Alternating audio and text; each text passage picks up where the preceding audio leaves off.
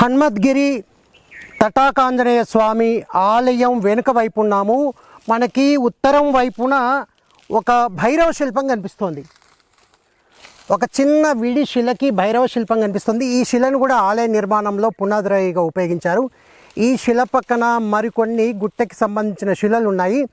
ఇవన్నీ కూడా సహజ సిద్ధమైన శిలలే. ఆ శిలలను చూద్దాం. ఆ శిలలలో ఏముందో చూడొచ్చు. ఇక్కడ 2 శిలలు కనిపిస్తున్నాయి. ఇవేంటంటే ఉత్తరం వైపు నుంచి తూర్పు వైపుకు ఈ శిల్పాలు చెక్కారు.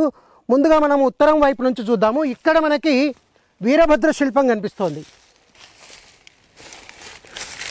వీరభద్రుడు చతుర్భుజుడై కరండమకుటధారి చతుర్భుజుడు మనకి కనిపిస్తున్నాడు. స్థానక భంగిమలో నిలబడి ఉన్నాడు. కుడి చేతిలో మనకి గద కూడా కనిపిస్తోంది. ఇక్కడ శివలింగం కనిపిస్తుంది. బాణలింగము ఇక్కడ మనకి గీతలు కూడా కనిపిస్తున్నాయి. ఇట్లా గీతలు ఉన్నప్పుడు ఇవి చాలా ప్రత్యేకమని చెప్తారు. ఈ శివలింగానికి ఒక ప్రత్యేకత ఉంది. ఎందుకంటే తొలి శైవ దేవాలయంగా గుడిమల్లం దేవాలయం చెప్తారు. గుడిమల్లం దేవాలయంలో ఇలా రైలింగ్ ఉంటుంది. అంటే ఒక ఫెన్సింగ్, ఒక కంచెలాగా ఇలా కనిపిస్తుంది. 2 నిలువు పట్టీల మధ్య ఇట్లా అడ్డ పట్టీలు ఉంటాయి. ఇట్లా పట్టీలు ఉండడం అనేది ఇది ప్రాచీనత. బౌద్ధంలో మొదటిసారిగా ఇలా ఉపయోగించారు. ఆ బౌద్ధం యొక్క శిల్ప శైలి రాష్ట్రకూటులు అనంతర కాలంలో కొనసాగుతూ వచ్చింది.